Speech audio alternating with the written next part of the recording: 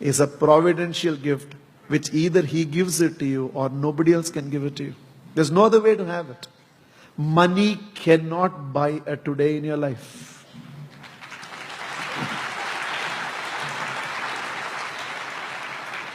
A man who all his life saved his money, and right now he was having 50 crores of saving with him, decided now I'm going to enjoy my life. And the day he decided now I'm going to enjoy my life and use this 50 crores, somebody was standing in front of him. He asked, who are you? You have come without my permission. And he said, my name is Death. I only show up to people to whom I have come.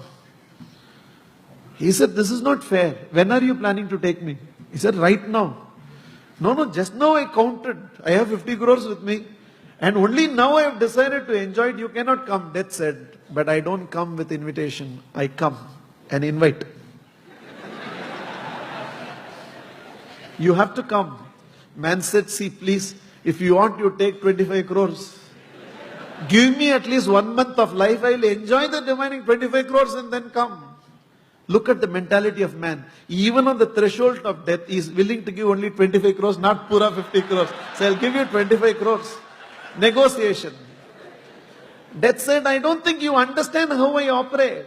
I don't negotiate. Your time has come, I have to take. Man says, I will give you entire 50 crores here. Just give me 1 day in life. Death said, I can't give you another moment in life. Man pleaded, at least give me 1 moment in life.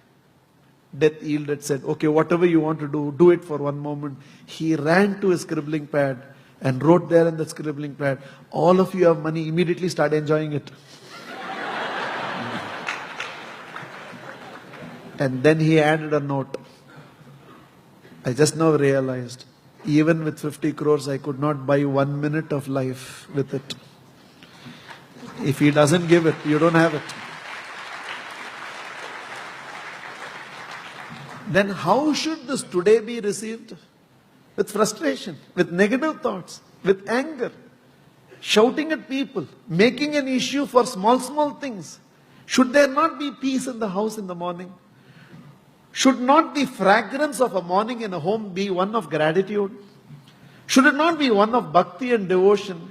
There is no point in some corner, a tape recorder going on singing Hara Hara Shankara, Jaya Jaya Shankara, Om Namo Narayana, and in between in the front of the house, ban, chew, and all these words are being talked here. Everybody shouting at everybody, Kutte, come in, and this is what is being discussed there. What is the point in having that background? Just imagine me having that serene looking around either side and me going on delivering my speech like this here. Who cares to see that? Background makes sense if only if the foreground is right. So all the chanting and puja room and everything in the background of your house makes any sense only if you in the foreground is able to carry that peace, carry that bliss, carry that gratitude, carry that right positive qualities. And that's what we should hear in the morning. Morning should be one of celebration. The start has to be right. You have to get it right. So I don't care after your bath and after all those things, what you're going to do in your puja room.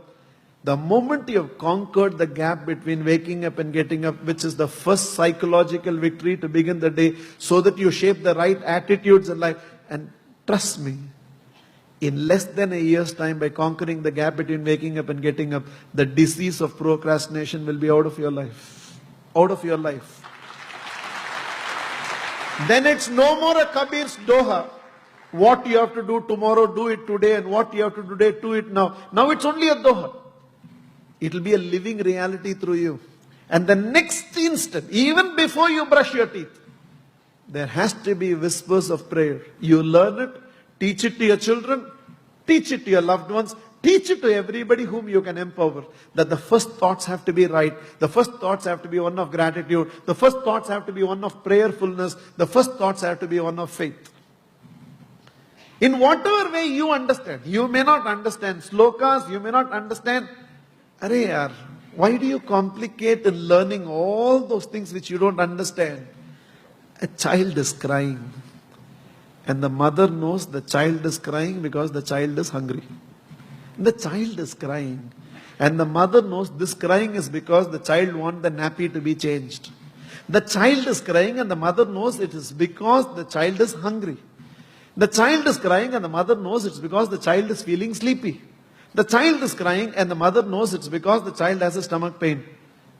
Without using a single word, through crying, a mortal mother is able to understand the need of her child.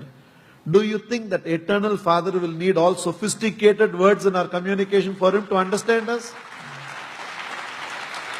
I want to learn Rudram, I want to learn Sahasranamam, I want to learn this bhajan, I want to learn the complete version of Navkar Mantra. If you learn, wonderful. But if you don't, he understands your silence, he understands your words. For a minute, if the heart can beat in gratitude and say, thank you, God. If for a minute the heart can beat and say, I understand this day of mine is your gift unto me, my Lord, and the way I live this day will be my gift unto you. I'll make my day count.